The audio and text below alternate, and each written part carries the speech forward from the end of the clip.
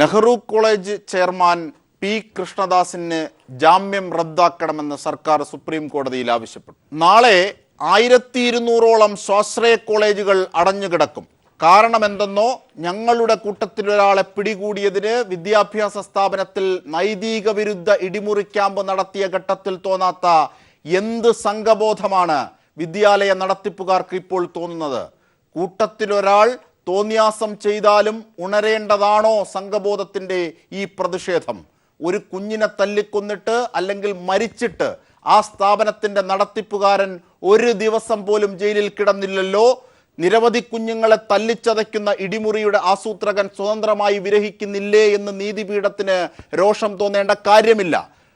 FIR-ൽ നിന്ന് റിമാൻഡ് റിപ്പോർട്ടിലേക്ക് എത്തുമ്പോൾ വകുപ്പുകൾ കൂടിയാൽ അസ്വാഭാവികത കാണുകയും അസ്വാഭാവികമായ വാക്കുകളിൽ ഉദ്യോഗസ്ഥനെ വിരട്ടുകയും ചെയ്യുന്നതിലും ഞങ്ങൾക്ക് രോഷമില്ല.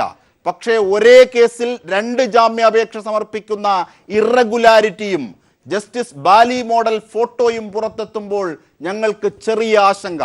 നീതി പുലർന്നാൽ മാത്രം പോരാ, പുലരുന്നു എന്ന ബോധ്യം ജനങ്ങൾക്കുണ്ടാകണമെന്ന് പഠിപ്പിച്ചതും ഇതേ നീതിപീഠങ്ങൾ തന്നെയാണല്ലോ. തീർച്ചയായും ആ പരിപ്രേക്ഷ്യത്തിൽ, ആ മാനത്തിൽ കൃഷ്ണദാസിൻ്റെ കേസ് ഇന്ന് ഞങ്ങൾ ചർച്ച ചെയ്യുന്നു. സിജു ഖാൻ SFI നേതാവ്, കോൺഗ്രസ് നേതാവ് ഷഫീർ, അഡ്വക്കേറ്റ് ശിവൻ മഠത്തിൽ, സുരേന്ദ്ര ബാബു, ഒപ്പം ഫസൽ ഗഫൂറും ചർച്ചയിൽ പങ്കെടുക്കുന്നു. തീർച്ചയായും ചർച്ച തുടങ്ങുമ്പോൾ ആദ്യം ശ്രീ ഫസൽ ഗഫൂറിലേക്ക് തന്നെ. ശ്രീ ഫസൽ ഗഫൂർ, താങ്കൾ ലൈനിലില്ലേ? അതായത് Nehru college group chairman Shri Krishnadas ജാമ്യം കിട്ടാതെ ഒരു ദിവസം അകത്ത് കിടക്കുന്നു. ഇന്നും ആ ജാമ്യാപേക്ഷ മാറ്റിവെച്ചു. അദ്ദേഹം റിമാൻഡിലാണ്. അദ്ദേഹത്തിനെതിരെ വന്ന ആരോപണങ്ങളൊക്കെ നമുക്കറിയാമല്ലോ. പക്ഷേ നാളെ സ്വാശ്രയ കോളേജുകൾ ഏതാണ്ട് 1200ഓളം വരും, എൻ്റെ അറിവ് ശരിയാണെങ്കിൽ, അടഞ്ഞു കിടക്കുമെന്നാണ് പറയുന്നത്. ഇതിലുള്ള പ്രതിഷേധമായി അത് നൈതികമാണ്. ഹലോ, ശ്രീ ഫസൽ ഗഫൂർ. അതെ, ആദ്യം തന്നെ ഇത് ആരാണ് ആഹ്വാനം ചെയ്തതെന്ന് പോലും എനിക്കറിഞ്ഞൂടാ. ഈ കോളേജുകൾ അടച്ചു പൂട്ടണം എന്ന് പറഞ്ഞ് ആരാഹ്വാനം ചെയ്തതെന്ന് ഞാനിപ്പോ പല സ്ഥലത്ത് അന്വേഷിക്കുന്നത്. ആകെ എന്നെ വിളിച്ചു പറഞ്ഞിട്ടുള്ളത് മെഡിക്കൽ മാനേജ്മെന്റ് അസോസിയേഷന്റെ പ്രസിഡന്റ് ആണ് ശ്രീ കൃഷ്ണദാസ്. അതുകൊണ്ട് മെഡിക്കൽ മാനേജ്മെന്റ് അസോസിയേഷന്റെ സെക്രട്ടറി ആയ ശ്രീ അനിൽ എന്നെ ഫോണിൽ വിളിച്ചു പറഞ്ഞു. അത് നമ്മൾ അദ്ദേഹവുമായിട്ട് ഇത്ര ബന്ധമുള്ളത് കൊണ്ട് ഒരു ഇന്നുള്ളവർക്ക് നമ്മൾ ഈ കോളേജ് അടക്കണം. ഞാൻ പറയാം, ഏത് കോളേജ് അടക്കണം എന്ന് ചോദിച്ചാൽ മെഡിക്കൽ കോളേജ് ഒരു ദിവസത്തേക്ക് അടക്കണം എന്നാണ് പറഞ്ഞിട്ടുള്ളത്. അപ്പൊ ഞാൻ പറഞ്ഞ മാറ്റർ നമുക്ക് കൺസിഡർ ചെയ്യാം. പക്ഷെ മറ്റുള്ള കോളേജുകളെ MES-നെ സംബന്ധിച്ചിടത്തോളം ഏറ്റവും അധികം സ്വാശ്രയ കോളേജുകൾ കേരളത്തിലുള്ളത് MES-നാണ്. ഞങ്ങളെ സംബന്ധിച്ച് ഒരു ബോഡിയും ഇതുവരെ ഞങ്ങളായിട്ട് ബന്ധപ്പെട്ടിട്ടില്ല. ഏതോ ഒരു അസോസിയേഷൻ ഉണ്ടെന്നാണ് ഇവർ പറയുന്നത് അല്ലേ. അങ്ങനെ ഒരു അസോസിയേഷൻ ഉണ്ടെങ്കിൽ അതിന്റെ പ്രസിഡന്റോ സെക്രട്ടറിയോ ഞങ്ങളായിട്ട് ബന്ധപ്പെടാതെ ഞങ്ങൾക്ക് കോളേജ് അടക്കാൻ പറ്റില്ല. യഥാർത്ഥത്തിൽ ഫസൽ ഗഫൂർ, അപ്പോൾ നാളെ മെഡിക്കൽ കോളേജുകൾ അടഞ്ഞു കിടക്കും. മെഡിക്കൽ കോളേജുകൾ അടഞ്ഞെടുക്കും. മെഡിക്കൽ കോളേജ് സെക്രട്ടറി എന്നെ നേരിട്ട് എന്നോട് വിളിച്ചു പറഞ്ഞിട്ടുണ്ട്. മെഡിക്കൽ കോളേജ് കൃഷ്ണദാസ് അതിന്റെ പ്രസിഡന്റ് ആയതുകൊണ്ട് നമുക്ക് ഇങ്ങനത്തെ പ്രശ്നങ്ങളുള്ളതുകൊണ്ട് മെഡിക്കൽ അടക്കണം. അടയ്ക്കുമോ?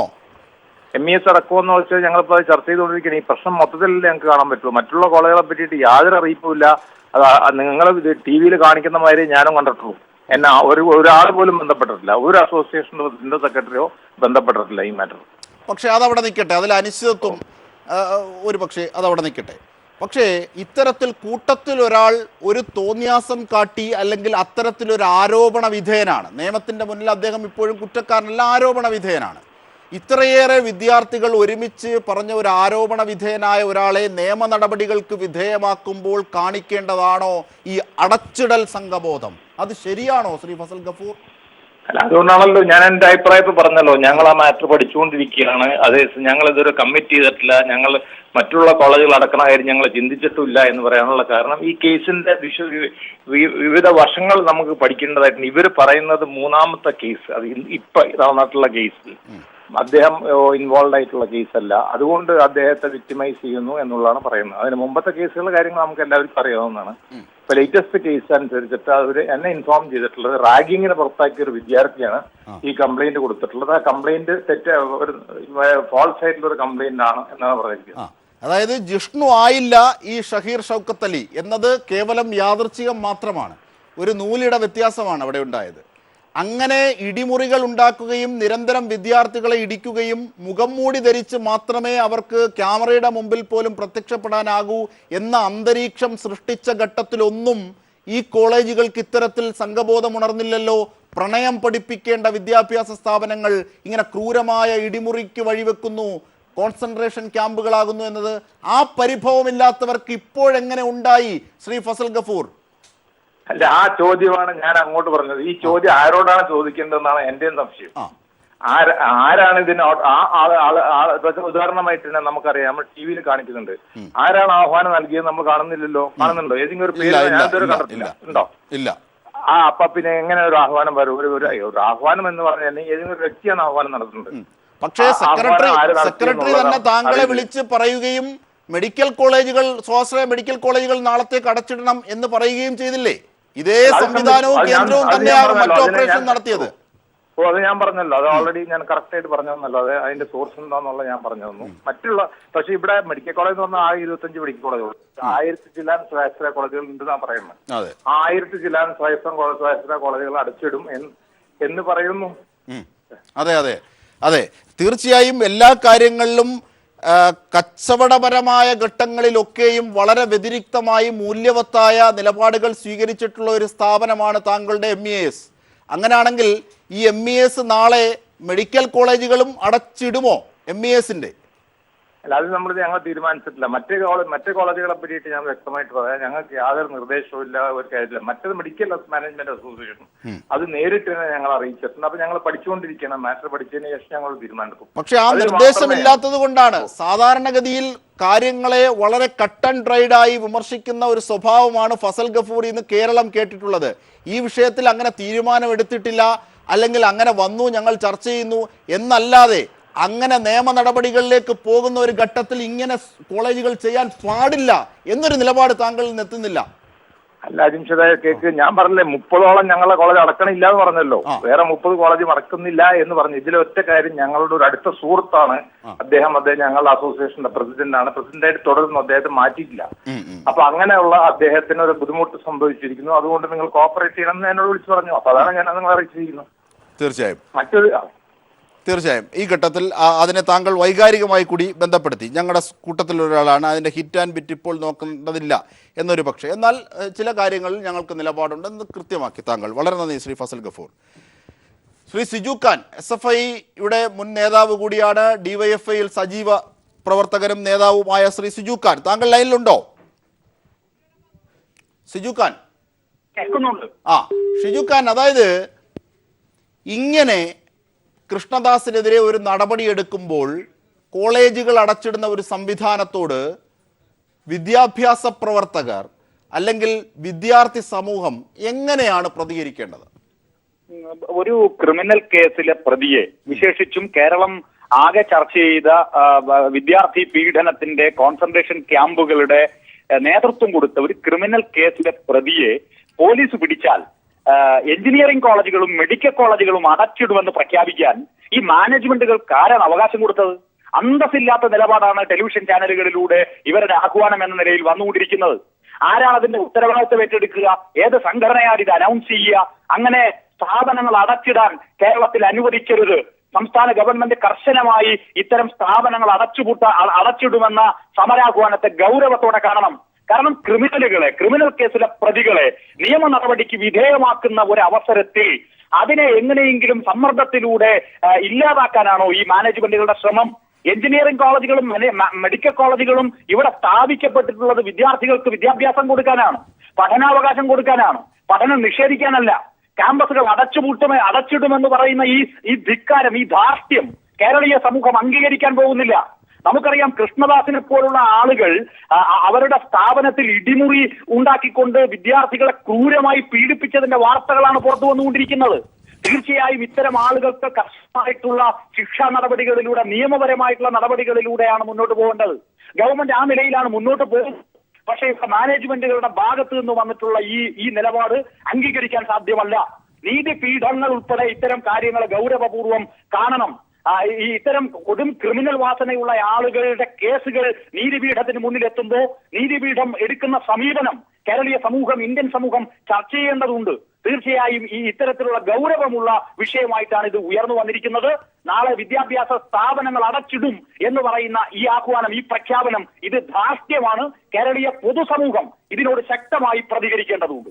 പണ്ട് ഒരു വിദ്യാഭ്യാസ ബില്ല് കൊണ്ടുവന്ന ഘട്ടത്തിൽ അതിനെതിരായി വിധി കുറിച്ച ഒരു വ്യക്തി സ്വാശ്രയക്കാർ നടത്തിയ ഒരു നൗകയിൽ വെച്ച് നടത്തിയ പാർട്ടിയിൽ പങ്കെടുത്തു എന്നതിൻ്റെ പേരിൽ വലിയ വിമർശനങ്ങളും കോലാഹലങ്ങളും സമരങ്ങളും ഒക്കെ ഉണ്ടായ ഘട്ടം ഷിജു ഖാനെ ഞാൻ ഓർമ്മിപ്പിക്കേണ്ടതില്ല. അതിനെന്തെങ്കിലും സമാനതകളുണ്ടോ? ഇന്ന് ചീഫ് ജസ്റ്റിസിന് ജിഷ്ണുവിൻ്റെ അമ്മ കൊടുത്ത ഫോട്ടോയ്ക്കും അതുമായി ബന്ധപ്പെട്ട പരാതിക്കും ചില വാർത്തകൾ ഇപ്പോൾ ഓൺലൈനിലൂടെയും അതുപോലെ തന്നെ നിങ്ങളുടെ ടെലിവിഷൻ ചാനലിലൂടെയും വരുന്ന വാർത്തകളാണ് എന്റെ മുന്നിലുള്ളത്. മറ്റ് കാര്യങ്ങളൊന്നും ഇതുവരെ ലഭ്യമായിട്ടില്ല. പക്ഷേ പിന്നെ നേരത്തെ ചീഫ് ജസ്റ്റിസ് ആയിരുന്നിട്ടുള്ള ശ്രീ ബാലി സ്വാശ്രയ കോളേജുകളുടെ കേസ് പരിഗണിക്കുന്ന വേളയിൽ സ്വാശ്രയ കോളേജ് മാനേജ്മെന്റ് കൊടുത്ത സൗകര്യങ്ങൾ പറ്റുകയും ആ കോളേജ് മാനേജ്മെന്റ് കൊടുത്ത സ്വീകരണം ഏറ്റുവാങ്ങുകയും അദ്ദേഹം അവരോടൊപ്പം പിന്നെ ആഡംബര നൗകയിൽ യാത്ര ചെയ്തതിന്റെയും ഒക്കെ ദൃശ്യങ്ങൾ അന്ന് പുറത്തു വന്നിട്ടുണ്ട്, തെളിവുകൾ പുറത്തു വന്നിട്ടുണ്ട്. അന്ന് വിദ്യാർത്ഥി പ്രസ്ഥാനം സംഘടിതമായി തന്നെ ഇത് നീതി ന്യായ പീഠത്തിന്റെ ധാർമ്മികതയ്ക്കും നൈതികതയ്ക്കും യോജിച്ചതല്ല എന്ന വളരെ ഗൗരവമുള്ള ഒരു വിമർശനമാണ് കേരളീയ സമൂഹത്തിന് മുന്നിൽ വെച്ചത്. ഇപ്പോൾ പുറത്തു വരുന്ന വാർത്തകളുടെ അടിസ്ഥാനത്തിൽ നമുക്ക് വിലയിരുത്താൻ സാധിക്കുക, വിദ്യാഭ്യാസ കച്ചവടക്കാരുമായി ബഹുമാനപ്പെട്ട നീതിപീഠത്തിന് ഒരു ബന്ധവും ഇത്തരം സ്ഥാപനങ്ങളെ അനുകൂലമായി പൊതുസമൂഹത്തിന് സംശയിക്കാവുന്ന നിലയിൽ ഉണ്ടാകരുത്. അത് ഇന്ത്യയുടെ ഉന്നതമായിട്ടുള്ള ഒരു സ്ഥാപനം എന്ന നിലയിൽ നീതിന്യായ പീഠങ്ങൾ ഇത്തരം സംശയത്തിന് അതീതമായിരിക്കണം. സുപ്രീം കോടതി തന്നെ പല ഘട്ടങ്ങളിൽ പറഞ്ഞിട്ടുണ്ട്. ലോകത്ത് തന്നെ നിലവിലിരിക്കുന്ന നീതിന്യായ പീഠങ്ങളുടെ നൈതികത നമ്മളെ ഓർമ്മിപ്പിക്കുന്നത് ഇത്തരം ക്രിമിനലുകളുമായി, ഇത്തരം മാനേജ്മെന്റ് ക്രിമിനലുകളുമായി നമ്മുടെ സ്ഥാപനങ്ങൾ, നമ്മുടെ നീതിന്യായ സ്ഥാപനങ്ങൾ ഒരു തരത്തിലുമുള്ള ബന്ധം സ്ഥാപിക്കരുത് എന്നാണ്. തീർച്ചയായും ഇത്തരം സംശയങ്ങളുടെ അടിസ്ഥാനത്തിലുള്ള വാർത്തകൾ പൂർണ്ണമായും വന്ന് ആ തെളിവുകളുടെ അടിസ്ഥാനത്തിൽ മാത്രമേ നമുക്ക് കാര്യങ്ങൾ വിശകലനം ചെയ്യാൻ സാധിക്കുകയുള്ളൂ. തീർച്ചയായും. ശ്രീ ശിവൻ മഠത്തിൽ കൂടി ഈ ഘട്ടത്തിൽ നമ്മുടെ ചർച്ചയിലേക്ക് ചേരുകയാണ്. ശ്രീ ശിവൻ മഠത്തിൽ, അതായത് ആദ്യമിട്ട FIR-ലെ വകുപ്പുകൾക്ക് വിരുദ്ധമായ കാര്യങ്ങൾ അല്ലെങ്കിൽ ആ വകുപ്പുകളുടെ ഒരു ഇന്നൊവേഷൻ, ഒരു അൾട്രേഷൻ എന്ന രീതിയിൽ പുതിയതായി എത്തുന്ന വകുപ്പുകൾ ചേർക്കുന്നതിൽ എന്തെങ്കിലും അസ്വാഭാവികതകളുണ്ടോ?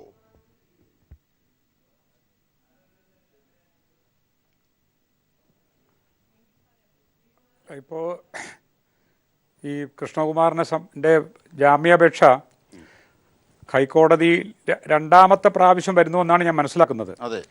ആദ്യത്തെ പ്രാവശ്യം അദ്ദേഹത്തിന് ജാമ്യം കൊടുക്കുന്നത് താൽക്കാലം കോടതി തടയുകയുണ്ടായി. അതിൽ കഴിഞ്ഞ് ചില വ്യവസ്ഥകൾ വെച്ചിട്ട് അദ്ദേഹത്തിന് ഉപാധികളോടെ ജാമ്യം നൽകിയെന്നാണ് ഞാൻ മനസ്സിലാക്കുന്നത്. രണ്ടാമത് മറ്റൊരു കേസിൽ ഇപ്പോൾ നമ്മൾ ചർച്ച ചെയ്യപ്പെടുന്ന ഒരു വിദ്യാർത്ഥിയുടെ മൊഴിയുടെ അടിസ്ഥാനത്തിൽ അദ്ദേഹത്തിനെ അറസ്റ്റ് ചെയ്യാനുള്ള സാധ്യത ഉണ്ട് എന്ന് തോന്നിയപ്പോഴാണ് അദ്ദേഹം വീണ്ടും ജാമ്യ ബെയിൽ ആപ്ലിക്കേഷനുമായിട്ട് കോടതിയെ സമീപിച്ചു എന്നാണ് ഞാൻ മനസ്സിലാക്കുന്നത്. ഇവിടെ ചോദിച്ച ചോദ്യം രണ്ട് കാര്യങ്ങളാണ്. അതായത് നമ്മളെ ക്രിമിനൽ നടപടിക്രമങ്ങളിൽ ഒരു ഇൻഫോർമൻ്റ് അല്ലെങ്കിൽ ഏതെങ്കിലും ഒരു ഒഫൻസ്, ഒന്നോ അതിൽ കൂടുതലോ ഒഫൻസ് കോഗ്നിസബിളോ അല്ലെങ്കിൽ ബെയിലബിളോ നോൺ ബെയിലബിളോ, ഇതിപ്പോൾ അദ്ദേഹത്തിന് ചുമത്തിയിരിക്കുന്ന നോൺ ബെയിലബിളാണ്, ജാമ്യം കിട്ടാൻ പറ്റാത്ത വകുപ്പുകളാണ്. അപ്പോൾ അങ്ങനെ ചുമത്തി ഫസ്റ്റ് ഇൻഫർമേഷൻ റിപ്പോർട്ട് രജിസ്റ്റർ ചെയ്ത് അന്വേഷണ ഉദ്യോഗസ്ഥൻ അന്വേഷണവുമായി ക്രിമിനൽ നടപടിക്രമത്തിൻ്റെ പശ്ചാത്തലത്തിൽ മുമ്പോട്ട് പോകുമ്പോൾ സ്വാഭാവികമായിട്ടും ആ വ്യക്തിക്ക് ആൻറ്റിസിപ്പേറ്ററി ബെയിൽ, അതായത് അറസ്റ്റ് ചെയ്യാൻ സാധ്യതയുണ്ട് എന്ന് മനസ്സിലാക്കിക്കൊണ്ട് മുൻകൂട്ടി അദ്ദേഹത്തിന് കോടതിയെ സമീപിച്ചിട്ട് അറസ്റ്റ് തടയുന്നതിന് വേണ്ടിയിട്ട് ബെയിലിന് മൂവ് ചെയ്യാം.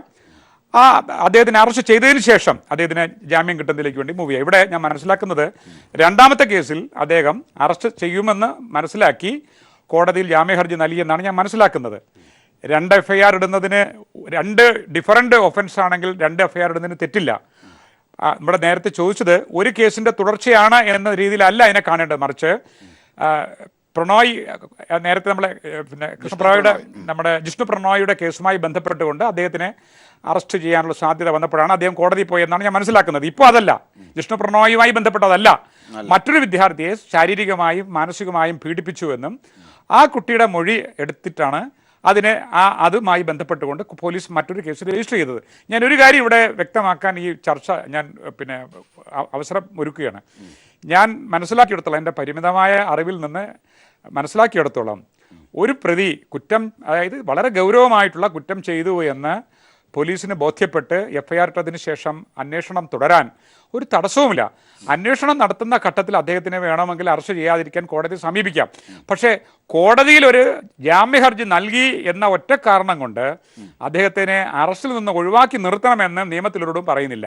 ഒന്ന്. രണ്ട്, പിന്നെ ഒരു പ്രൊപ്പറേറ്ററുടെ ഒരു ഭാഗമാണ്. സ്വാഭാവികമായിട്ടും പോലീസ് ഉദ്യോഗസ്ഥരെ ഒരാളെ അറസ്റ്റ് ചെയ്യാനുള്ള സാധ്യതയുമായി അറസ്റ്റ് ചെയ്യേണ്ട സാഹചര്യം വരുമ്പോൾ അവർ ജാമ്യത്തിനായി കോടതി പോയിട്ടുണ്ടെങ്കിൽ ചിലപ്പോൾ ഒന്ന് വെയിറ്റ് ചെയ്യും, കോടതി എന്താണ് അക്കാര്യത്തിൽ എടുക്കുന്ന തീരുമാനം സംബന്ധിച്ച്. പക്ഷേ അങ്ങനെ വന്നാൽ, ഞാൻ ഇവിടെ അത് പറയുന്നത് കോടതിയോടും ന്യായാധിപരോടും നമ്മുടെ ലീഗൽ ഫ്രട്ടേണിറ്റിയോടുള്ള ബഹുമാനം നിലനിർത്തിക്കൊണ്ട് തന്നെ പറയട്ടെ, ആ ഒരു കീഴ്വഴക്കത്തെ ഞാൻ അംഗീകരിക്കുന്നില്ല. കാരണം അങ്ങനെയാണെങ്കിൽ ഏത് സീരിയസ് ആയ ക്രൈം ചെയ്താലും ഉടനെ തന്നെ ഒരു വക്കീലിനെ കണ്ട് ഒരു ബെയിൽ ആപ്ലിക്കേഷൻ മൂവ് ചെയ്തിട്ട് അറസ്റ്റ് ചെയ്യാൻ പാടില്ല എന്ന നിലയിലേക്ക് കാര്യങ്ങൾ നീങ്ങുന്നത് പോലീസിൻ്റെ സ്വതന്ത്രമായ കുറ്റകൃത്യങ്ങളെ തടയുന്നതിലേക്ക് വേണ്ടിയുള്ള അന്വേഷണത്തെ അത് നെഗറ്റീവായിട്ട് ബാധിക്കും. ഇവിടെ ശ്രീ കൃഷ്ണകുമാറിൻ്റെ, നമ്മൾ നേരത്തെ ഇവിടെ ചർച്ച ചെയ്യപ്പെട്ട, നേരത്തെ എൻ്റെ പ്രിയ സുഹൃത്ത് ശ്രീ SFIയുടെ നേതാവ് ഖാനോട് പറഞ്ഞ കാര്യം തന്നെയാണ്. വളരെ ഗൗരവമായിട്ടുള്ള കുറ്റകൃത്യങ്ങളുടെ പേരിൽ വളരെ സീരിയസ് ആയി ആരോപിതനായി നിൽക്കുന്ന ആളാണ് കൃഷ്ണകുമാർ. അദ്ദേഹം ഒരു സംഘടനയുടെ സംസ്ഥാന പ്രസിഡന്റാണ്, അല്ലെങ്കിൽ സ്വാശ്രയ മാനേജ്മെന്റ് പ്രസിഡന്റാണെന്ന് ഒറ്റ കാരണം കൊണ്ട് അദ്ദേഹത്തിനെതിരെ എടുത്തിട്ടുള്ള കേസിനെ സംബന്ധിച്ച് കോടതിക്ക് അദ്ദേഹത്തിന് ബെയിൽ കൊടുക്കാതിരിക്കാം, അദ്ദേഹത്തിന് നിയമത്തിന്റെ വഴികളിലേക്ക് പോകാം, അദ്ദേഹത്തിന് നിരപരാധിയാണെങ്കിൽ ആ നിരപരാധിത്വം തെളിയിക്കാം, അതിന്റെ നടപടിക്രമങ്ങളായിട്ട് മുമ്പോട്ട് പോകാം. പകരം വിദ്യാഭ്യാസ സ്ഥാപനങ്ങളെല്ലാം അടച്ചിട്ടിട്ട് ഞങ്ങൾ അതിന് ഐക്യദാർഢ്യം പ്രഖ്യാപിക്കുമെന്ന് പറയുന്നത് മിതമായ ഭാഷയിൽ പറഞ്ഞാൽ ധാർഷ്ട്യവും നാടൻ ഭാഷയിൽ പറഞ്ഞ ചെറ്റത്തരവുമാണ്. അത് നമ്മുടെ ഭാഷ, ഞാനിത് ഉപയോഗിക്കുന്ന ഭാഷ ക്ഷമിക്കണം, ആ ഭാഷ ഇവിടെ ഉപയോഗിക്കേണ്ടി വരുന്നു. കാരണം ഓരോ യൂണിവേഴ്സിറ്റിയും അംഗീകാരം നൽകി NOC കൊടുത്ത് ക്ലാസുകൾ തുടങ്ങി കുട്ടികളുടെ ഭാവി മുന്നിൽ നിൽക്കുമ്പോൾ അതിനെ മാനിക്കാതെ ഒരു ക്രിമിനൽ കുറ്റത്തിന്റെ പേരിൽ സംഘടിതമായി സമരം ചെയ്ത് വിദ്യാഭ്യാസ സ്ഥാപനം അടച്ചിടാമെന്ന് പറഞ്ഞാൽ ആ പറയാൻ വന്നിട്ട് ചർച്ച ചെയ്യുന്ന ശ്രീ ഡോക്ടർ ഫസൽ ഗഫൂറിന്റെ സുഹൃത്താ. ഫസൽ ഗഫൂർ ഉൾപ്പെടെ ഈ കേരളത്തിന്റെ പൊതുസമൂഹത്തിന്റെ ധാർമ്മികതയെയും രാഷ്ട്രീയ ബോധത്തെയും വൈജ്ഞാനികമായി നമ്മൾ, അല്ലെങ്കിൽ സാംസ്കാരികമായി നമ്മൾ ഉയർന്നു നിൽക്കുന്ന ഒരു ഔന്നത്യത്തെയും ഒരിക്കലും ഇടിച്ചു താഴ്ത്തരുത്. അവർ ഈ കാണിക്കുന്നത് നിയമത്തിന്റെ മുമ്പിൽ തികച്ചും തെറ്റാണ്. കേരളീയ വിദ്യാഭ്യാസ സമൂഹത്തോട് കാണിക്കുന്ന ധാർഷ്ട്യമാണ്. അതിനെ ശക്തമായി സമൂഹം എതിർക്കേണ്ടിയിരിക്കുന്നു. ആ കാര്യത്തിൽ പൂർണ്ണമായി അവരുടെ നിലപാടുകളെ ഞാൻ അംഗീകരിക്കുന്നു. അതായത് ഒരു ഘട്ടത്തിൽ കോടതി ഇങ്ങനെ പറയുകയാണ്, ഇത് ഇത്തരത്തിൽ തെറ്റായ രീതിയിലേക്ക് എടുത്താൽ പിന്നീട് ഈ സർവീസിലെ പോലീസ് ഉദ്യോഗസ്ഥൻ കാണില്ല എന്നൊരു ജഡ്ജി പറയുന്നു. അസ്വാഭാവികം, നമ്പർ 1. അതിനുശേഷം FIR-ലിട്ട 341, 323, 294B എന്ന ബെയിലബിൾ ഒഫൻസുകൾ മാറി റിമാൻഡ് റിപ്പോർട്ടിൽ 365, 384, 364 എന്നീ വകുപ്പുകൾ ചേർത്തതിൽ ഒരു അസ്വാഭാവികതയുമില്ല എന്ന് നിയമവിദഗ്ധരടക്കം പറയുന്നു. എന്നിട്ടും അത് കോടതിക്ക് ബോധ്യമാകാതെ കോടതി ഈ രോഷം കാണിക്കുന്നു. അസ്വാഭാവികത നമ്പർ 2. ഇന്ന് ജിഷ്ണു പ്രണോയിയുടെ അമ്മ ഒരു ഫോട്ടോയോടുകൂടി തന്നെ പരാതികൾ നൽകുകയാണ്.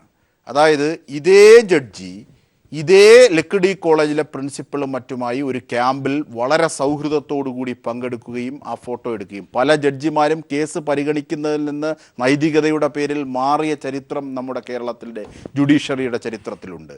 ഇങ്ങനെ ഇരിക്കെ അസ്വാഭാവികത നമ്പർ 3. പിന്നീട് കോളേജുകൾ നടത്തുന്നവർ, ഈ കോളേജുകളെ ആശ്രയിച്ചാണല്ലോ ജിഷ്ണുവിൻ്റെ അമ്മയടക്കം ആയിരക്കണക്കിന് അമ്മമാർ, ലക്ഷക്കണക്കിന് അമ്മമാർ ഫീസും തങ്ങളുടെ കുട്ടികളുടെ ജീവനുമായി അവിടെ പോയത്. ഇതേ വിദ്യാഭ്യാസ കാണിക്കുന്നത് ഒരു കുറ്റകരമായ കൂട്ടുത്തരവാദിത്വം കാണിക്കുന്നു. അസ്വാഭാവികത നമ്പർ 4. ഇങ്ങനെ എല്ലാ ഘട്ടവും ഞങ്ങൾ സാധാരണക്കാർക്കെതിരാണ് എന്ന് ജനങ്ങൾക്ക് തോന്നുന്ന എല്ലാ സംവിധാനങ്ങളും ഞങ്ങൾക്കെതിരാണ് എന്ന് ജനങ്ങൾക്ക് തോന്നിയാൽ തെറ്റില്ല എന്നൊരു മുഹൂർത്തം. ആ മുഹൂർത്തത്തിൽ ആരാണ് ശക്തമായി ഒരു ഇടപെടൽ നടത്തേണ്ടത്? അല്ല, ഇത് വളരെ വിചിത്രമായ ഒരു സാഹചര്യമാണ്. കേരളത്തിലെ സ്വാശ്രയ വിദ്യാഭ്യാസ സ്ഥാപനങ്ങളും സർക്കാരും വിദ്യാർത്ഥി പ്രസ്ഥാനങ്ങളും കോടതിയും അതുമാതിരി തന്നെ മാനേജ്മെൻറ്റിൻ്റെ ഇപ്പോൾ അടച്ചുപൂട്ടൽ ഭീഷണി, ഇതെല്ലാം ചേർന്ന് വളരെ വിചിത്രമായ ഒരു സാഹചര്യം, വളരെ സ്വാഭാവിക യുക്തിക്ക് വിശദീകരിക്കാൻ കഴിയാത്ത ഒരു സാഹചര്യം രൂപം കൊണ്ടിരിക്കുന്നു. അതുകൊണ്ടായിരിക്കാം ഒരുപക്ഷെ ഈ കാര്യങ്ങളെക്കുറിച്ച് പഠിച്ചിട്ടുള്ള വക്കീൽ കൂടിയായ ശിവൻ മഠത്തിൽ ചെറ്റത്തരമെന്ന വാക്ക് സാധാരണഗതിയിൽ അദ്ദേഹം പ്രയോഗിക്കാൻ ഇഷ്ടപ്പെടുന്നൊരു വാക്കല്ല, അത് പറയേണ്ടി വരുന്നൊരവസ്ഥ. ആ നിലയ്ക്ക് എല്ലാ യുക്തികൾക്കും, അത് എന്താ പറയുക, ജുറിഡിക്കൽ യുക്തിയാകട്ടെ, സാമാന്യ യുക്തിയാകട്ടെ, വിദ്യാഭ്യാസ യുക്തിയാകട്ടെ, അല്ലെങ്കിൽ സംഘടിത ബോധത്തിൻ്റെ യുക്തിയാകട്ടെ, ഒരു യുക്തിയുടെയും നിയന്ത്രണത്തിൽ ലഭിക്കാത്ത, വിശദീകരണങ്ങൾക്ക് വശകമാകാത്ത ഒരവസ്ഥ സംജാതമായിരിക്കുന്നു. വളരെ വളരെ ലേൺഡ് എന്നൊക്കെ നമുക്ക് വിചാരിക്കാവുന്ന ഒരു ജസ്റ്റിസ് അബ്രഹാം മാത്യു എന്നല്ലേ അദ്ദേഹത്തിൻ്റെ പേര്. അദ്ദേഹം അതേ സംബന്ധിച്ചെടുത്തിരിക്കുന്ന നിലപാട് എനിക്ക് തോന്നുന്ന ഒരു പോലീസ് സ്റ്റേഷനിലെ റൈറ്റർക്ക് പോലും അറിയാവുന്നൊരു കാര്യം, ഒരു കേസിൽ മുൻകൂർ ജാമ്യം കൊടുത്താൽ അതിന് പുറകെ വരുന്ന മറ്റൊരു കേസിന് ഈ മുൻകൂർ ജാമ്യം ഉണ്ടല്ലോ എന്ന് പോലീസുകാർ ആലോചിക്കണമെന്നും, അങ്ങനെ ആലോചിക്കാതിരിക്കുന്ന പക്ഷം അവരെ മര്യാദ പഠിപ്പിക്കുമെന്നും, അവരെ സഹായിക്കുന്ന രാഷ്ട്രീയ നേതാക്കളൊന്നും രംഗത്തുണ്ടാവുകയില്ല എന്നും ഒക്കെ ഒരു ജഡ്ജി പറയുമ്പോൾ അത് സൗമനസ്യപൂർണമായ ഒരു ഉപദേശമൊന്നുമല്ല, അദ്ദേഹത്തിൻ്റെ പദവിക്ക് ചേരാത്ത, ഭൂഷണമല്ലാത്ത ത്രട്ടാണ്, ഭീഷണിയാണ്. അങ്ങനെയൊക്കെ പറയുന്ന അവസ്ഥ കേരളത്തിൽ വരുന്നു. അതും ഈ ഈ സ്വാശ്രയ മാനേജ്മെൻറ്റുമായി ബന്ധപ്പെടുമ്പോൾ നമ്മുടെ കോടതികൾക്ക് പോലും ഇത്തരം ഉൾക്കിടിലങ്ങൾ സംഭവിക്കുന്നു എങ്കിൽ ഇത് ചില അപായകരമായ ചില പൂർവ്വ അനുഭവങ്ങളെ ഓർമ്മിപ്പിക്കുന്നു. അജിം ഷാ, ഞാൻ പറയട്ടെ, 1959 വിമോചന സമരം ആരംഭിക്കുമ്പോൾ നമുക്കൊക്കെ ചരിത്രം പഠിച്ചവരല്ലേ, നമുക്കറിയാവുന്നൊരു കാര്യമുണ്ട്. അന്ന് സ്കൂളുകൾ ഏകപക്ഷീയമായി അടച്ചിടുകയുണ്ടായി. ഒരു സർക്കാരിനെ തോൽപ്പിക്കാൻ സ്കൂളുകൾ അടച്ചിടുക. ഇതാ ഇവിടെ MES താരതമ്യേന ചില കാര്യങ്ങളിലെങ്കിലും അനുകരണീയമായ മാതൃകകൾ സൃഷ്ടിക്കാൻ കഴിഞ്ഞിട്ടുള്ള MES അവർ പറയുന്നു അവരുടെ മെഡിക്കൽ കോളേജ് ഞങ്ങൾ പൂട്ടിയിടാൻ പോകുന്നു. കാരണം കൃഷ്ണദാസ് എന്ന് പറയുന്ന ആൾ മെഡിക്കൽ കോളേജ് മാനേജ്മെന്റിന്റെ പ്രസിഡന്റാണ്. അദ്ദേഹത്തിനെതിരെ ആരെന്ത് ചെയ്തു? സത്യത്തിൽ സംഘടിതമായി എതിർക്കേണ്ടി വരുന്നത് എപ്പോഴാണ്? സർക്കാരിൽ നിന്ന് അന്യായമായ ഒരു കാര്യം വന്നാൽ മാനേജ്മെന്റുകൾക്ക് സംഘടിതമായത് അവതരിപ്പിച്ച് ചർച്ച ചെയ്ത് തീരുമാനിച്ച് പണിമുടക്കങ്ങളിലേക്ക് നീങ്ങാം. വിദ്യാർത്ഥികളുടെ പക്ഷത്തു നിന്നോ പോലീസിൻ്റെ പക്ഷത്തു നിന്നോ എന്തെങ്കിലും സംഘടിതമായ ഒരു ആക്രമണം മാനേജ്മെന്റിനെതിരെ വന്നാൽ ചെയ്യാം. ഇവിടെ അതൊന്നുമല്ല. വിഷ്ണു പ്രണോയി എന്ന് പറയുന്ന വിദ്യാർത്ഥി ദുരൂഹ സാഹചര്യത്തിൽ മരിച്ചു പോയിട്ടുണ്ട്. അത് ആത്മഹത്യയാണോ കൊലപാതകമാണോ തെളിയിക്കപ്പെട്ടിട്ടില്ല ഇതുവരെ. അതിനിടയ്ക്ക് എവിടെയോ ആണ് ഇപ്പോൾ നിൽക്കുന്ന കാര്യങ്ങൾ. അതുമാത്രമല്ല, ഇടിമുറി എന്നവർ വിശേഷിപ്പിക്കുന്നിടത്ത് PROയുടെ മുറിയിൽ ഒക്കെ ഈ പ്രണോയിയുടെ രക്തത്തുള്ളി വീണ് കിടക്കുന്നത് പോലും തെളിയിക്കപ്പെട്ട സാഹചര്യത്തിലാണ് ഒന്നാം പ്രതിയായിട്ട് നമ്മുടെ ഈ മാനേജ്മെൻറ്റിൻ്റെ ആൾ P. കൃഷ്ണദാസ് വരുന്നത്. അദ്ദേഹത്തെ ജയിലിൽ അയച്ചാൽ ഞങ്ങൾ സംഘടിതമായി 1200 വിദ്യാഭ്യാസ സ്ഥാപനങ്ങൾ പൂട്ടിയിടുമെന്നൊക്കെ പറയുന്നത് 1959 ആഭാസകരമായ, കോൺഗ്രസ്സുകാർ പോലും അംഗീകരിച്ച ആഭാസകരമായ ചില കാര്യങ്ങളെ ഓർമ്മിപ്പിക്കുന്നിടത്തേക്ക് എത്തുന്നു. ഒരു കാര്യം കൂടി, നീറ്റുമായി ബന്ധിപ്പിച്ച് ഇന്നലെ ഒരു ചർച്ച നടന്നല്ലോ അജിം ഷാ. അതിനകത്ത് നീറ്റിന്റെ അടിസ്ഥാനത്തിൽ നടന്ന ചർച്ചയിൽ എടുത്തിട്ടുള്ള തീരുമാനം സുപ്രീം കോടതിയുടെ നിർദ്ദേശമനുസരിച്ച് സമഗ്ര നിയമം ഉണ്ടാക്കണം നാം എന്നാണല്ലോ പിണറായി വിജയൻ ആവശ്യപ്പെട്ടത്. ആ സമഗ്ര നിയമവും ആർക്കെതിരായിട്ടായിരിക്കും വരിക? 400 മുതൽ 500 കോടി രൂപ വരെ 22 പ്രൊഫഷണൽ കോളേജുകളിലൂടെ നേടിയെടുത്തിട്ടുണ്ടല്ലോ P. കൃഷ്ണദാസ്. അവരുടെ നേട്ടങ്ങളുടെ അവസ്ഥയിലേക്ക്, അല്ലെങ്കിൽ അവരുടെ ഭാവി ഖജാനാവിൻ്റെ സാധ്യതയിൽ വിള്ളൽ വീഴ്ത്തും ഈ തീരുമാനവും. നീറ്റ് പോലെയുള്ള കാര്യങ്ങളിൽ സർക്കാർ എടുത്ത സമഗ്ര നിയമനിർമ്മാണം, ആ തീരുമാനം വരുമ്പോഴാണ് ഇതെല്ലാം കൂടി ഒന്നിച്ചു വരുന്നത്. അതായത് ഈ സ്വാശ്രയ മാനേജ്മെൻറ്റും ഒരളവോളം കോടതി പോലും, പോലീസും കോടതിയും ഒക്കെ ചേർന്ന് ആ സ്ഥാപനത്തെ തന്നെ നവീകരിക്കാനുള്ള, സ്റ്റുഡൻസ് ഫ്രണ്ട്ലി ആക്കാനുള്ള സാഹചര്യങ്ങൾക്കെതിരെ സംഘം ചേർന്ന് നിൽക്കുന്ന ഒരവസ്ഥ കേരളത്തിലുണ്ടായിരിക്കുന്നു. ഇത് ഒറ്റപ്പെട്ടൊരു കാര്യമല്ല, വളരെ സുസംഘടിതമായ ഒരു നീക്കമാണ് സർക്കാരിനെതിരായ നീക്കം. എന്ന് പറഞ്ഞാൽ സേവ് ദി ഗവൺമെൻറ് അല്ലെങ്കിൽ സേവ് അവർ എഡ്യൂക്കേഷൻ എന്ന നിലയ്ക്ക് ഒരു മൂവ്മെന്റ് തന്നെ ഇതിനെതിരെ വേണ്ടി വരും എന്നാണ് ഞാൻ വിചാരിക്കുന്നത്. ശ്രീ ഷഫീർ, അതായത് നമുക്ക് വിമോചന സമരകാലത്തേക്ക് പോകട്ടെ, നമുക്ക് ഈ കാലഘട്ടത്തിലേക്ക് എത്താം. അതായത് ഫെബ്രുവരി 15 നടക്കുന്ന ഒരു കളക്ടർമാരുടെ യോഗത്തിലേക്ക് ഫെബ്രുവരി 21 നടക്കുന്ന ഒരു കാര്യത്തെ ഫെബ്രുവരി 15 കാരണം പറഞ്ഞ് ജാമ്യാപേക്ഷ സമർപ്പിക്കുന്ന വാദത്തിൽ അസ്വാഭാവികതയുണ്ട്, കോടതിയെ തെറ്റിദ്ധരിപ്പിക്കുകയാണ് എന്ന് പറഞ്ഞുകൊണ്ട് വാദം നടക്കുമ്പോൾ അതിനകത്ത് കോടതിക്ക് ഗൗരവമായ ഗൗനമില്ല. ഒരുപക്ഷെ കോടതികളെ വിമർശിക്കുമ്പോൾ അവർക്ക് മറുപടി പറയാനാകില്ല എന്ന ജനാധിപത്യ മര്യാദ അവിടെ നടക്കാത്തതുകൊണ്ട്, അല്ലെങ്കിൽ കോടതിയെ ലക്ഷ്യമെന്ന വലിയ പേടിപ്പിക്കുന്ന സംഭവം ഉള്ളതുകൊണ്ട് ഒരുപക്ഷെ കേരള സമൂഹത്തിന് ഈ ഉയരുന്ന ചോദ്യങ്ങളെ അഡ്രസ്സ് ചെയ്യാതിരിക്കാനാകില്ല എന്ന ധാരണയിലാണ് ഞാൻ താങ്കളോട് ചോദിക്കുന്നത്. അതായത് അച്ഛനമ്മമാർ അടക്കമുള്ള സമൂഹത്തെ ബോധ്യപ്പെടുത്തേണ്ടതില്ലേ എന്ന് അഡ്വക്കേറ്റ് ഉദയഭാനു ചോദിക്കുന്ന ഘട്ടത്തിൽ 18 വയസ്സുള്ള കുട്ടികളുടെ വിഷയം പറയുമ്പോൾ ഇമോഷണലാക്കാൻ ശ്രമിക്കുകയാണോ കോടതിയെ എന്ന് ചോദിക്കാൻ കോടതിക്കറിയാം. പക്ഷേ ഈ ഘട്ടത്തിൽ ഇത്രയേറെ വലിയൊരു തിന്മ അരങ്ങേറുമ്പോൾ ആ തിന്മ അരങ്ങേറിയ ആളിന് നീതി വാങ്ങിക്കൊടുക്കാനുള്ള പൗരബോധത്തിൻ്റെ ഉദാത്ത സംവിധാനങ്ങൾ തുറക്കുന്നതിലും നമുക്ക് പരിഭവമില്ല. പക്ഷെ അത് എല്ലാ ഘട്ടത്തിലും പുലരുന്നുണ്ടോ എന്ന് നോക്കേണ്ട ബാധ്യത കൂടി നിയമപീഠങ്ങൾക്കില്ലേ? അങ്ങനെ നിയമപീഠങ്ങൾ അത് പാലിക്കാത്ത അസ്വാഭാവികത ഉണർത്തുമ്പോഴാണ് ജിഷ്ണുവിൻ്റെ അമ്മയുടെ പരാതി പ്രസക്തമാകുന്നത്. എങ്ങനെ തോന്നുന്നു ഷഫീറിനത്? അല്ല, ഈ വിഷയത്തെ നമ്മൾ കാണേണ്ടത് മാനേജ്മെൻറ്റുകളുടെ ധിക്കാരം, മാനേജ്മെൻറ്റുകളുടെ അഹങ്കാരം എല്ലാ പരിധികളും ലംഘിച്ചുകൊണ്ട് മുന്നോട്ട് പോവുകയല്ലേ. ഞാൻ ആദ്യമേ തന്നെ പറയാം, ജിഷ്ണു പ്രാണോയിയുടെ കൊലപാതക കേസിലെ 1-ാം പ്രതിയായിട്ടുള്ള കൃഷ്ണദാസിനെ യഥാസമയത്ത് അറസ്റ്റ് ചെയ്തുകൊണ്ട് ദണ്ഡനമുറകൾ വാങ്ങിച്ചുകൊണ്ട് കാരാഗൃഹത്തിൽ അടച്ചിരുന്നുവെങ്കിൽ ഇയാൾ രണ്ടാമത് ഇങ്ങനെ ഒരു കുറ്റകൃത്യത്തിലേക്ക് പോകുമായിരുന്നില്ല. ഞാനൊരു കാര്യം നിങ്ങളോട് പറയട്ടെ, ഈ 22ഓളം കോളേജുകൾ കൈകാര്യം ചെയ്യപ്പെടുന്ന കൃഷ്ണദാസിൻ്റെ മുഴുവൻ കോളേജുകളുടെയും അഫിലിയേഷൻ ഈ അക്കാഡമിക് ഇയർ കഴിഞ്ഞാൽ പിന്നെ നീട്ടിക്കൊടുക്കാൻ സർക്കാർ തയ്യാറാവരുത്. കാരണം പക്ക ഗുണ്ടയല്ലേ അയാൾ. ഒരു പാവപ്പെട്ട വിദ്യാർത്ഥിയെ അദ്ദേഹത്തിൻ്റെ ഇടിമുറിയിൽ കൊണ്ടുപോയി അദ്ദേഹത്തിൻ്റെ വൈസ് പ്രിൻസിപ്പൽ ശക്തിവേലിനോടൊപ്പം ചേർന്ന് ഇടിച്ച് തൊഴിച്ചതിന് ശേഷം കുളിമുറിയിൽ കൊണ്ടിട്ട് അവസാനം രക്തത്തുള്ളികൾ കുളിപ്പിച്ച് മാറ്റി അവസാനം ശരീരത്തിൽ മുഴുവൻ പാടുകളുമായി വീട്ടിൽ പോയി ആത്മഹത്യ ചെയ്ത ജിഷ്ണു പ്രാണോയ് ഒരു ഭാഗത്ത് നിൽക്കുകയാണ്. അവിടെ നിൽക്കട്ടെ. അത് ചെയ്ത അതേ ആൾ തൊട്ടപ്പുറത്ത് പാമ്പാടി കോളേജിലെ ഇടിമുറിയിലേക്ക് പിന്നെ മറ്റൊരു കോളേജിലെ പിന്നെ പേര് ഞാൻ ഷഹീർ ഷൗക്കത്തലി എന്ന് പറയുന്ന കുട്ടി ഫീസ് അനാചാരപരമായി ഫീസ് ഈടാക്കുന്നുവെന്നും അനധികൃതമായിട്ട് ഫൈൻ ഈടാക്കുന്നുവെന്നും പല മനുഷ്യാവകാശങ്ങളും ചവിട്ടിമതിക്കപ്പെടുന്നു എന്ന് പറഞ്ഞ് പരാതി പറഞ്ഞപ്പോൾ, അത് മുഖ്യമന്ത്രിയോട് സുതാര്യ കേരളത്തിൽ പരാതി പറഞ്ഞപ്പോൾ അവിടെയാണ് അജിം ഷാദെ മനസ്സിലാക്കേണ്ടത്. ഒരു വിദ്യാർത്ഥി കേന്ദ്ര ആദായ വകുപ്പിന് അല്ല കേരളത്തിന്റെ മുഖ്യമന്ത്രിയോട് സുതാര്യ കേരളത്തിലൂടെ പരസ്യമായിട്ട് പറയുമ്പോൾ അയാളെ ആട്ടോറിക്ഷയിൽ വിളിച്ചുകൊണ്ടുവരികയാണ്. വിളിച്ചു കൊണ്ടുവന്നതിന് ശേഷം ആട്ടോറിക്ഷയിൽ 25 കിലോമീറ്റർ ഇപ്പുറത്തുള്ള പാമ്പാടിയിലെ പ്രിൻസിപ്പളുടെ ഇടിമുറിയിലേക്ക് കൊണ്ടുവന്നിട്ട് അവിടെ കൊണ്ടുവന്നിട്ട് പറയുകയാണ്, നീ തെറ്റിദ്ധാരണ മൂലമാണ് ഈ കേസ് ഞാൻ കൊടുത്തത് എന്ന് എഴുതി ഒപ്പിട്ടതാ എന്ന് ആദ്യം പറയുക. രണ്ടാമത് പറയുകയാണ്, എനിക്കിവിടുന്ന് TC വാങ്ങിപ്പോണം എന്നുള്ള അപേക്ഷ സൈൻ ചെയ്ത് തരാൻ പറയുക. 3, ഞാൻ 5 കുട്ടികളെ റാഗ് ചെയ്തത് തെറ്റായിപ്പോയി. എന്താണ് 5 കുട്ടികളെ റാഗ് ചെയ്തത് തെറ്റായിപ്പോയി എന്ന് എഴുതി തരാൻ പറയുകയാണ് 3.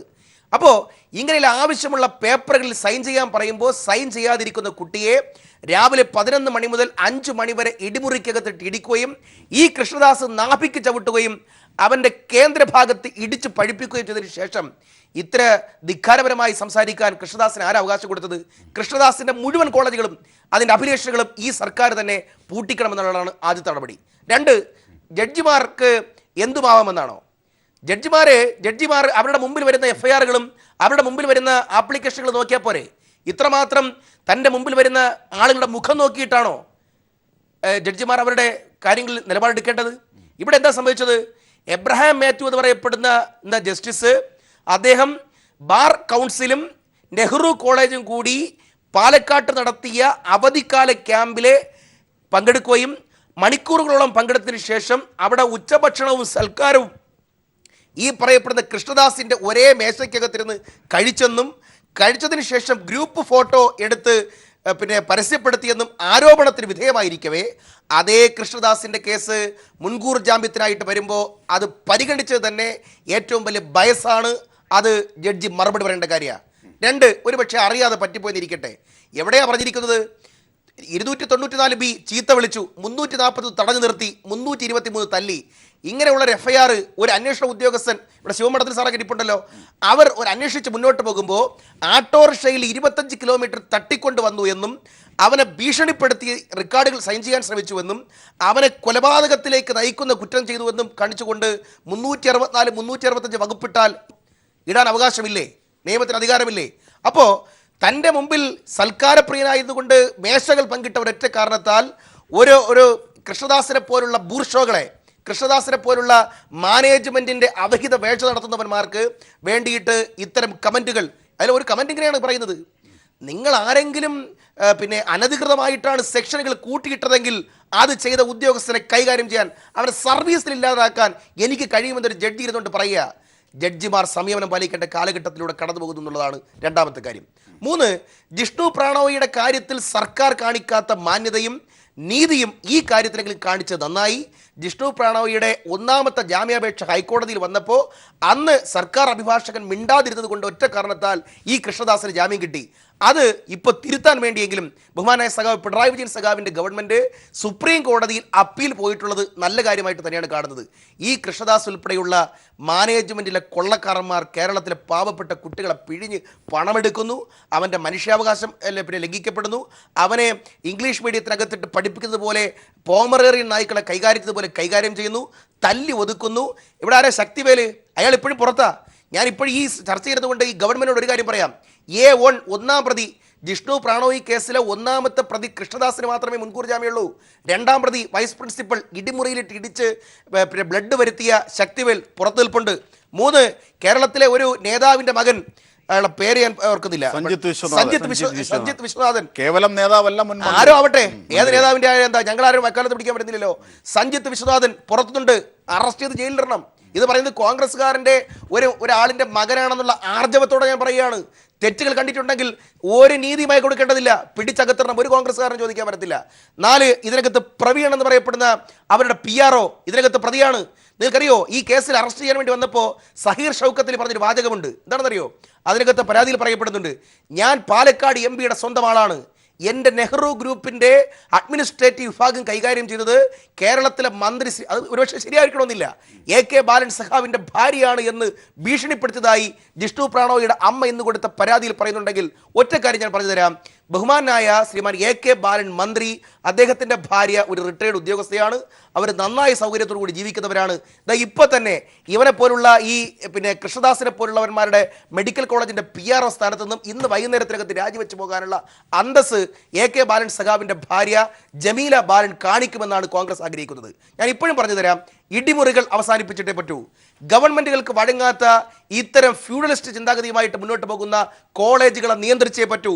ഇനി ഒരു ജിഷ്ണു പ്രണോയും ഉണ്ടാകാൻ പാടില്ല, ഇനി ഒരു പിന്നെ സഹീർ ഷൗക്കത്തിനെയും കേരളത്തിൽ ഉണ്ടാകാൻ പാടില്ല. അക്കാര്യത്തിൽ ഒരു